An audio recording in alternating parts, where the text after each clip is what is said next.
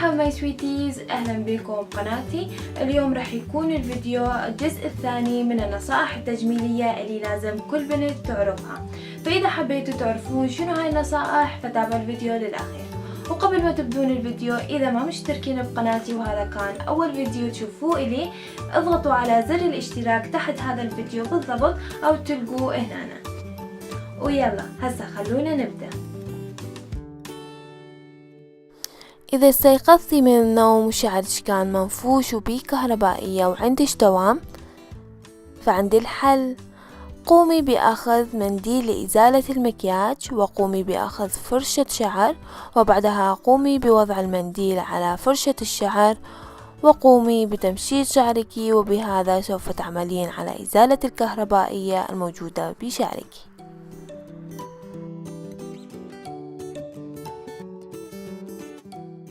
للحصول على شعر أطول عند رفعه، قومي بأخذ قراصتين، وثم قومي بفصل شعرك إلى طبقتين، وقومي بأخذ الطبقة الأولى وشدها، وبعدها قومي بأخذ الطبقة التحتانية وشدها، وبهذا سوف تحصلين على شعر طويل وجميل.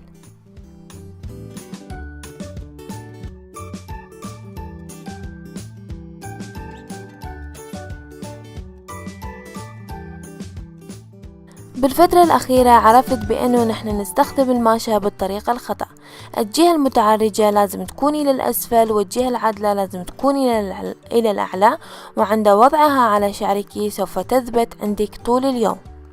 لثبات الشعر عند رفعه من الوسط، قومي بأخذ ماشتين وارفعي شعرك بهذا الشكل، وبعدها قومي بوضع الماشة الأولى بهذا الشكل، وضعي الماشة الثانية بالجهة المقابلة وتكون على شكل إكس. للحصول على أي شادو قوي ثابت وصارخ، قومي بأخذ قلم كحل أبيض وضعيه تحت رمشك السفلي أو الجفن المتحرك أنت تقررين، وبعدها قومي بأخذ لون أزرق أو أي لون تحبيه وضعيه فوق الخط الذي عملتيه، وبهذا سوف تحصلين على لون صارخ وثابت لفترة طويلة.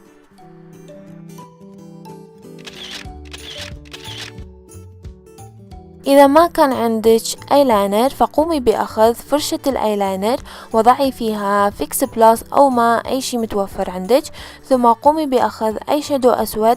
فأني أنصح بالنيكد تو باليت، السواد مالته كلش فاحم وجميل، وبعدها قومي برسم الايلاينر، والنتيجة سوف تحصلين على ايلاينر جميل. إذا كان عندك صعوبة في وضع المسكارة، قومي بفتح المسكرة بهذا الشكل وقومي بطيها، وبعدها قومي بوضعها على رمشك وسوف تكون جدا سهلة الاستخدام.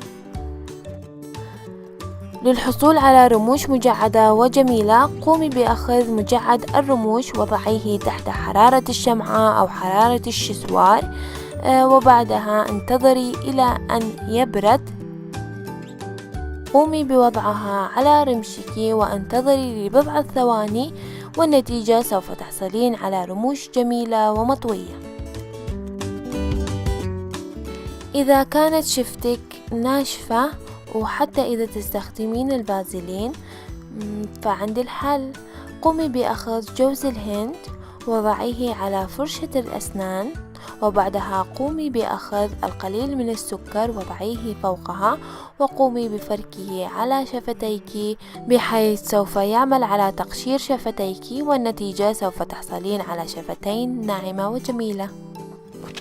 الطريقة الصحيحة لتحديد الشفة، وهي قومي بتحديد مركز الشفة أولا، وبعدها قومي بتحديد الجوانب، والخطوة الأخيرة قومي بملئها. لتكبير وإبراز الشفة، قومي بوضع الهايلايتر أي لون فاتح لامع وضعيه فوق الشفة، ومن تحت قومي بأخذ لون بني وضعيه تحت الشفة، وبهذا سوف يبرز لك شفتيك ويعمل على تكبيرها. الطريقة الصحيحة لاستخدام الفرشة المسطحة لوضع الفاونديشن، وهي بطريقة النازل إلى الأسفل وليس الدمج. إذا كان عندك قلم كحل ناشف وصعب الاستخدام، قومي بوضعه تحت حرارة بهذا الشكل، والنتيجة سوف تحصلين على لون غامق وسهل الاستخدام. في بعض الأحيان تلتصق حمرة الشفاة على الأسنان بهذا الشكل. لتجنب هذه الحالة قومي بوضع إصبعك داخل الفم، وبهذا سوف تتخلصين على كل الزائد الموجود من حمرة الشفاة. إذا كان لديك حمرة ثابتة وتلتصق على الشفاة ولا ترغبين بها، قومي بوضع بعض الفازلين أو جوز الهند، وبعدها قومي بوضعها على الشفة وسوف تحصلين على حمرة لامعة ورطبة. للحصول على حمرة شفاة مات أي مطفية، قومي بأخذ بودر سائب وضعيه بفرشة المكياج، ثم قومي بوضعه على الشفاة، والنتيجة سوف تحصلين على حمرة مطفية وجميلة. لإخفاء حب الشباب الموجود على البشرة، قومي بأخذ مصحح لونه أخضر وقومي بوضعه على الحبة، وبعدها قومي بوضع خاف العيوب، والنتيجة سوف يخفي لك كل حب موجود بالوجه. إذا كان شعرك خفيف وتريدين تكثفيه، فعندي الحل. قومي بأخذ أي شادو لونه نفس لون شعرك، وقومي بوضعه على الأماكن الفراغ، والنتيجة سوف يبين بأنه لديك شعر كثيف وجميل. إذا غسلتي فرشة المكياج وكانت الشعيرات ملتصقة ببعض، قومي بوضعها بهذا الشكل، وقومي بفركها لفترة معينة، والنتيجة سوف تحصلين على تفتيح كل الشعيرات التي كانت ملتصقة. إذا ما كان عندك متوفر مزيل المكياج، قومي بأخذ زيت جوز الهند وضعيه بقطنة، ثم قومي بمسح المكياج، ومثل ما تشوفون يمسح لك المكياج بطريقة رائعة. وبهذا وصلنا لنهاية الفيديو. أتمنى يكون عجبكم الفيديو بنات واستفاديتوا منه.